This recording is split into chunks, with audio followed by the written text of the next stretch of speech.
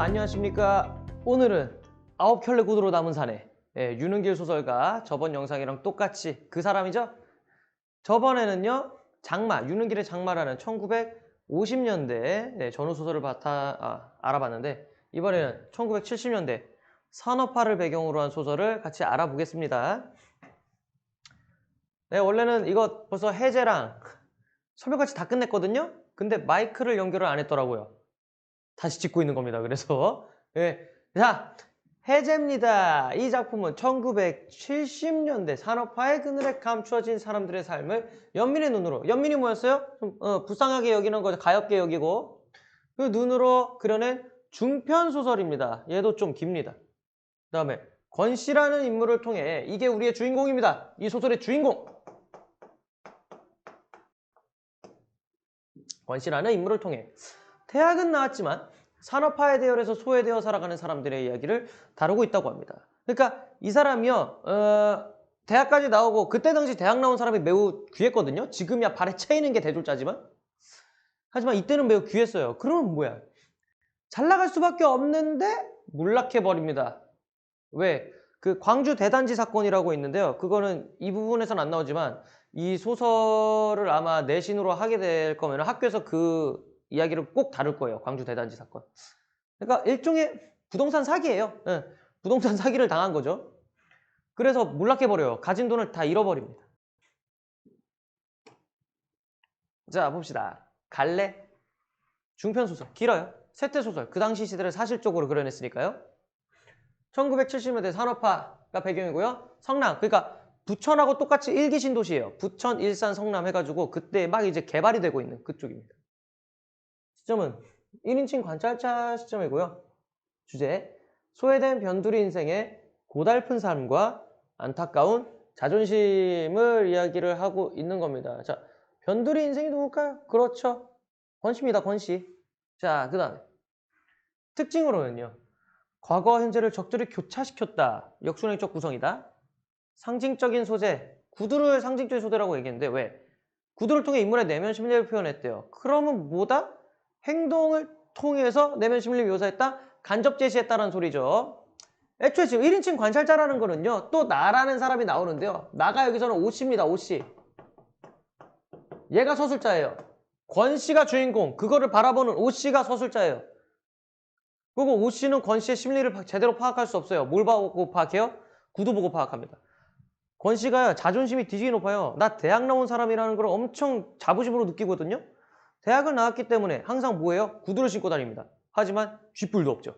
쥐뿔도 없는데요, 구두가 10켤레나 돼요. 그래서 그거를 매일 갈아 신습니다. 그리고 맨날 졸라게 반지반지 닦아요. 그러니까 뭐야? 구두는 자신의 자존심을 상징하는 거예요. 항상 깨끗하고 맑고 자신 있게 유지를 하는 거죠.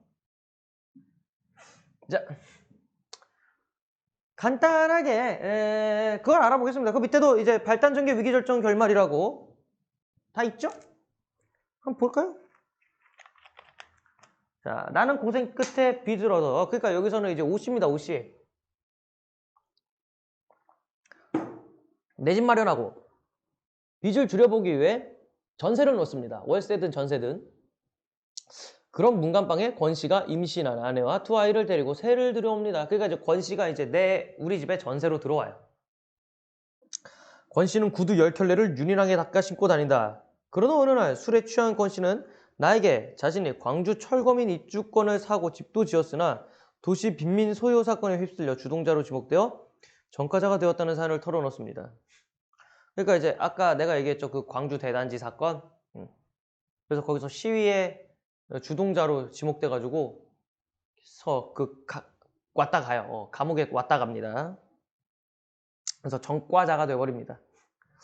얼마 후 권 씨는 아내가 아이를 낳다가 수술을 해야 될 상황이 되자 나에게 돈을 빌리러 옵니다. 하지만 나도, 그러니까 그때 당시 10만 원, 한 200만 원 정도 돈이라고 얘기를 하더라고요. 10만 원을 빌릴 수 없을까요? 이럽니다.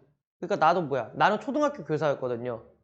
근데 얘가 그거 좀 어렵겠는데요? 갑자기 누가 너한테 200만 원 달라고 하면 줄 수 있냐? 아무리 그건 좀 그거는 이제 형 동생이어도 함부로 하면 안 되는 건데. 그래서 뭐래요? 거절하지만 그래도 근데 그러니까 돈을 못 받을까 봐 거절했거든요. 근데 생각해보니까 뭐야, 우리 집에 전세로 들어왔죠. 전세금 있잖아요. 그 전세금에서 200만 원 빼고 돌려주면 되잖아. 그래서 얘가 대신 내줘요. 문제는 산부인과 가서 돈 내주거든요. 근데 그거 권 씨는 몰라요. 그러니까 권 씨는 거절당하고 자존심에 상처를 입고 떠납니다. 근데 산부인과에 그러면 돈 못 냈잖아요. 그래서 그냥 얘가 가가지고 지가 보호자가 돼서 돈 내고 애 낳는 것까지 보고 다 해줘요. 그래서 절정 부분 보면 나의 도움으로 아내가 해산했다는 사실을 모르는 권 씨는요, 우리 집에 강도하러 들어옵니다. 자, 오지만 정체를 들키고 아무것도 훔치지 못한 채 자존심에 상처를 입고 밖으로 나간다가 우리 이제 지문 시작입니다. 자, 지문 봅시다. 우리 집에 강도로 들어왔어요. 234쪽 지문 들어가 있습니다. 이 장면은 세입자인 권 씨가 아내의 병원비를 마련을 위해 주인인 나의 방에 강도로 들어왔다가 정체가 탄로나자 자존심이 상하여 가출하는 부분이다. 보시면요, 뭐냐면 왔거든요? 왔는데 어떻게 왔어? 술 먹고 홧김에 들어온 겁니다. 문제는 들키는데 권 씨가 다음날 나를 좀 이렇게 무안해할까봐 오히려 나는 계속 강도인 것을 지켜주려고요 노력을 해요. 자, 그래서 계속 뭐 할 때마다 그러니까 권 씨인 거 아니까 계속 이제 조금씩 아는 티가 났나 봐요. 그래가지고 이제 뭐 하다 보니까 이제 권 씨가 도둑 맞을 물건 하나 없는 주제에 제 이죽거리긴 이거 뭐야? 나를 비웃는다고 생각하는 거야 계속. 그래서 씁시다.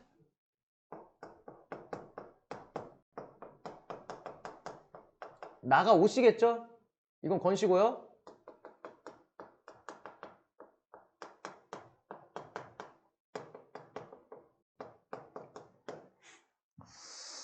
그래서 경험 많은 친구들은 우리 집을 거들떠보고 그냥 지나치죠. 누구면 들어오고 싶어서 들어왔나? 피치 못할 사정 때문에 어쩔 수 없이. 그 피치 못할 사정은 뭘까요? 아내의 수술비죠. 그렇죠.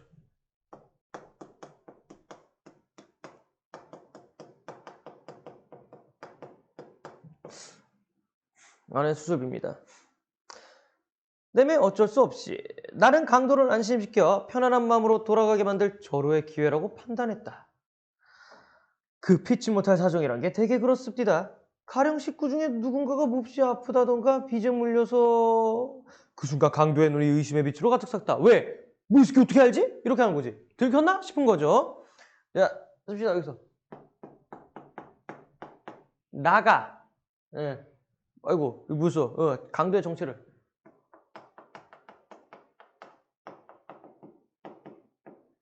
자신의 정체를 알고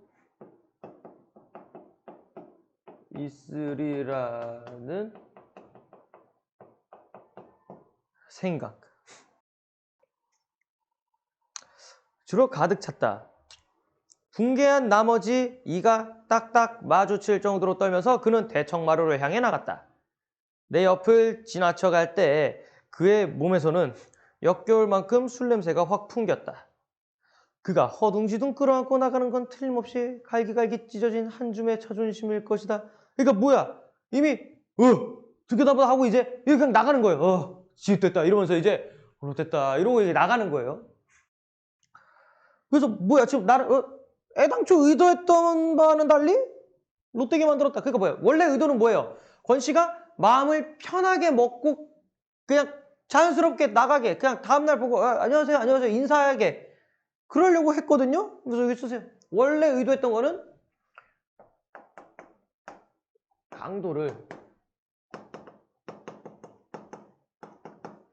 편하게 만들어서 돌아가게 하려.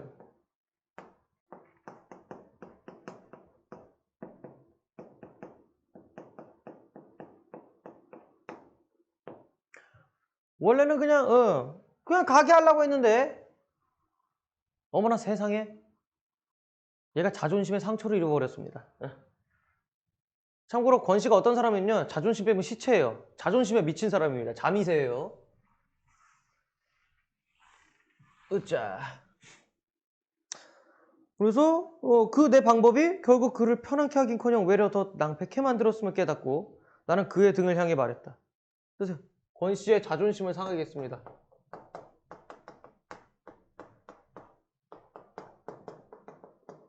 권 씨의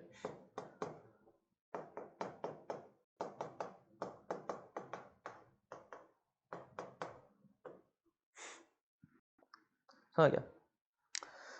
어렵다고 꼭 외로우란 법은 없어요. 혹 누가 합니까? 당신도 모르는 사이에 당신을 아끼는 어떤 이웃이 당신의 어려움을 털어주었을지? 뭔 소리야? 내가 네 수술비 대신 내줬다라는 걸 직접 얘기 안 하고 돌려서 얘기했죠. 나가 수술비를 대신 납부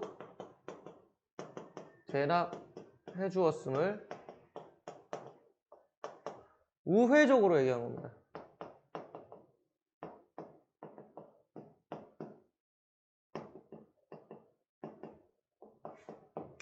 근데 이제 뭐래? 아, 개구라까지 마! 라고 하죠. 그냥 개수작마! 라고 합니다. 개수작마! 그따위 이웃은 없다는 걸 난 똑똑히 봤어. 난 이제 아무도 안 믿어. 자, 거기 씁시다. 나가 자신의 부탁을 거절한 게 갑자기 팍 떠오른 거야. 그러니까 빡이 확 도는 거죠. 씁시다. 나가 자신의 부탁을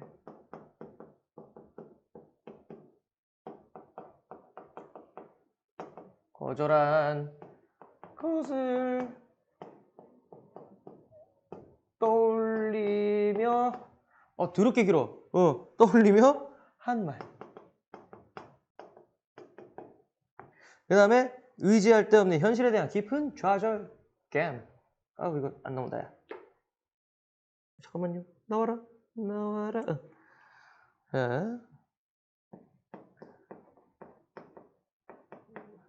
의지할 데 없는 현실에 대한 코간지로 큰일 났다.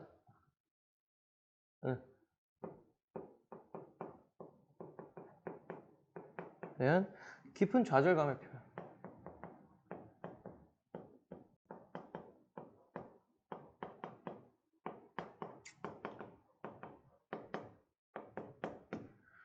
길어. 아무나 합니다. 일단 쓰세요. 일시정지에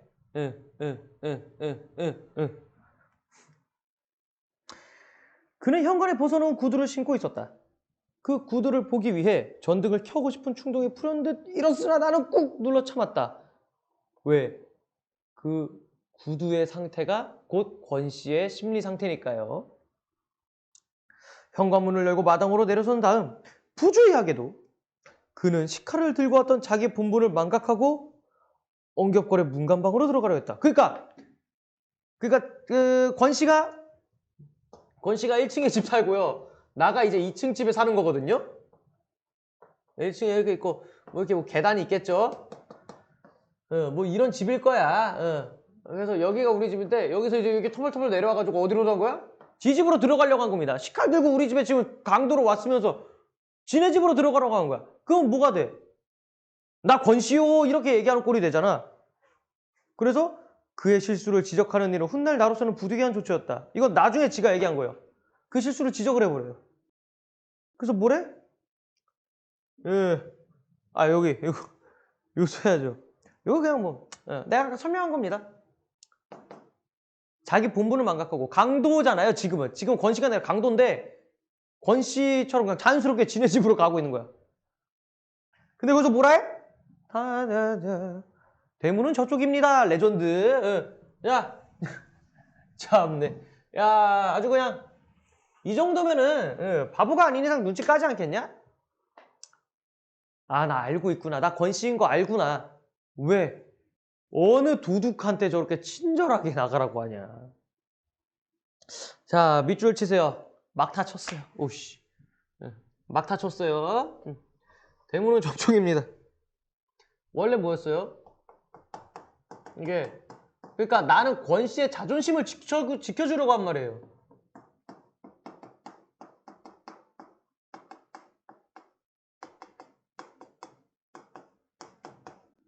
난 권씨의 자존심을 지키려고 한 거지만 한 말이지만 말이지만 오히려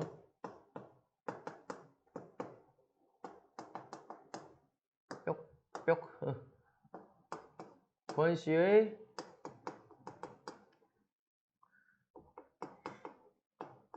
자존심을 자극합니다. 문당반 부엌에서 한동안 망연해 있다가 이윽고 그는 대문 쪽으로 느릿느릿 걷기 시작했다. 졸라 쫓겨나는 느낌이겠네. 비틀비틀 걷기 시작했다. 대문에 다다르자 그는 상체를 비틀어 이쪽을 보았다. 이래봬도 나 대학까지 나온 사람이요. 이게 뭐냐면요. 누구인가? 궁예 하면은 그 대사가 생각나죠. 시명하면 내가 잘하니 이러면서 이제 그 대사 생각나죠. 권씨 하면 이 대사입니다. 네, 권씨의 시그니처 대사예요, 이거는. 그러니까 이제 대놓고 얘기를 하는 거죠. 이제 그래, 나 권씨다 이 새끼야. 이렇게 얘기하는 거예요. 그냥 거의 이 정도면. 그러세요.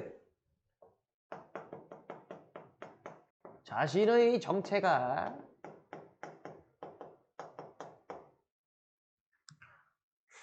탈로 난 것을 알고 자포자기한 심정에서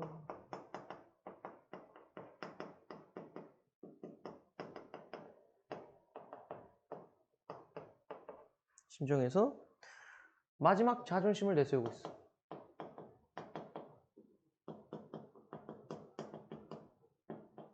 아씨, 어깨 아파.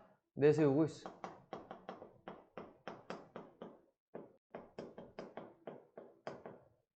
보시면요? 근데 우리 지금 인물의 심리 상태 다 뭐로 알고 있습니까? 권씨 심리 상태 다 뭐로 제시하고 있어? 권씨의 대사와 행동으로 제시하고 있죠. 즉 간접 제시라는 겁니다. 얘는. 왜냐면 오씨 본인의 생각은 본인이 서술자니까 직접 제시하지만 권씨 거는요. 오씨가 모르잖아요. 그러니까 이렇게 추측하고 때려 맞추는 겁니다. 간접 제시예요. 권씨 거는. 뭐야? 누가 뭐라고 그랬나? 느닷없이 그런 자기 악력을 밝히더만 대문을 열고는 보안 등 하나 없는 칠흑의 어둠 저편으로 자진해서 삼켜져 버렸다. 나는 대문을 잠그지 않았다. 왜? 권 씨가 돌아오기를 기다린 거죠.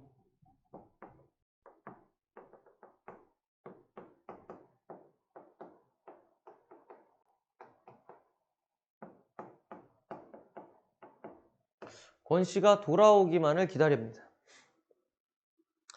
그냥 지쳐놓기만 하고 들어오면서 문간방에 들러 권 씨가 아직도 귀가하지 않았음과 깜깜한 방 안에 어미아비 없이 우누이만이 새우잠을 자고 있음을 아울러 확인하고 나왔다. 아내는 잠옷바람으로 팔짱을 끼고 현관 앞에 서 있었다. 무슨 일이라도 있었어요? 아무것도 아니야. 잃은 물건이 하나도 없다. 돼지 저금통도 화장대 위에 그대로 있다. 아무것도 아닐 수밖에.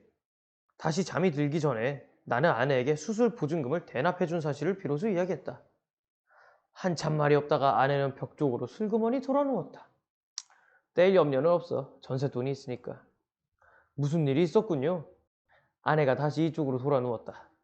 우리 집에 들어왔던 한 어리숙한 강도에 관해서 나는 끝내 한마디도 내비치지 않았다. 그러니까 아내한테 권 씨가 우리 집에 쳐들어왔었다는 얘기는 안 했죠. 이튿날 아침까지 권 씨는 귀가에 있지 않았다. 출근하는 길에 병원에 들러보았다. 수술 보증금을 구하러 병원 문 밖을 나선 이후로 권 씨가 거기에 재차 발걸음한 흔적은 어디에도 찾아볼 수 없었다. 권 씨 왔어 안 왔어? 예, 가출했습니다. 얘 지금 나가서 안 와요. 그 다음 날도 권 씨는 귀가하지 않았다. 그가 행방불명이 된 것이 분명해졌다. 권 씨가 이제 자존심에 상처를 입고 돌아오질 않고 있는 겁니다. 씁시다. 나의 어설픈 배려로 권 씨가 자존심에 상처를 입고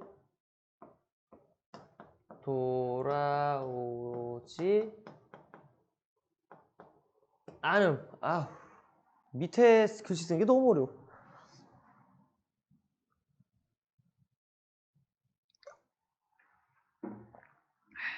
됐죠?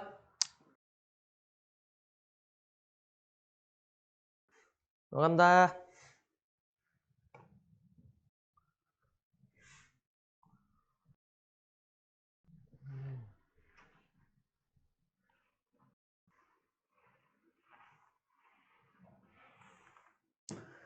그래서 나는 내 방법이 매우 졸렬했음을 이제 확연히 밝혀진 셈이다. 북면 위로 드러난 두 눈을 보고 나는 그가 다름 아닌 권씨임을 대뜸 알아차릴 수 있었다. 밝은 아침에 술이 깬 권씨가 전처럼 나를 떳떳이 대할 수 있게 하자면 북면의 사내를 끝까지 강도로 대우하는 그 길뿐이라고 판단했었다. 그러니까 이게 뭐야? 난 오히려 배려해야 하는 거였어요. 권씨가 강도라는 걸 알고도 모른 척하는 거.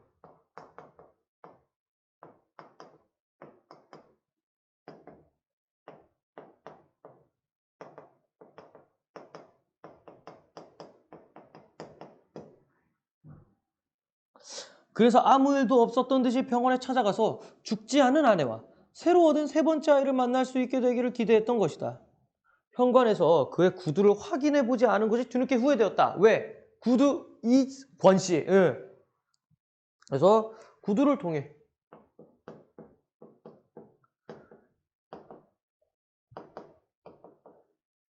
구두를 통해 권씨의 심리 상태를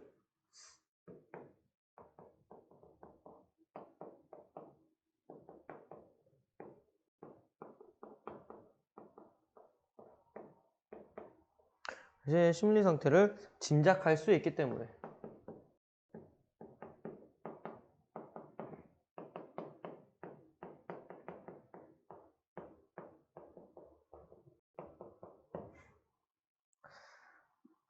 안 보이죠? 뚜뚜뚜뚜뚜 해서 써라. 난 할란다. 문간방으로 들어가려는 그를 차갑게 일깨워준 것이 영방함에 걸렸다. 어떤 근거인지 몰라도 구두의 손질 정도에 따라 그의 운명을 예측할 수도 있지 않았을까? 라는 생각이 드는 것이었다. 구두코가 유리알처럼 반짝반짝 닦여있는 한 자존심은 그 이상으로 광발에 올려져 있을 것이며 그러면 나는 안심해도 좋았을 것이다 까지 괄호를 치세요. 어떤 근거인지 몰라도 드드드드드드드드드드 해서 나는 안심해도 좋았을 것이다 까지 괄호를 치시고요. 씁시다. 왜냐? 오씨가 생각하는 거죠. 나는 더럽게 났네 진짜. 아유. 나는 권씨의 아이씨 잘못 썼어. 나는 구두의 권씨 구두의 상태가 A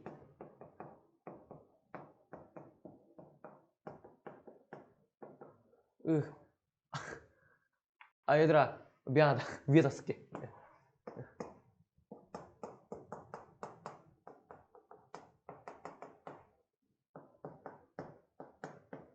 구두의 상태가 권씨의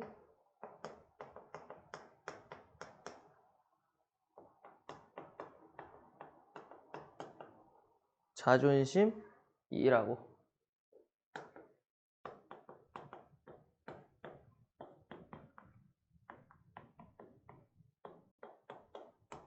생각합니다.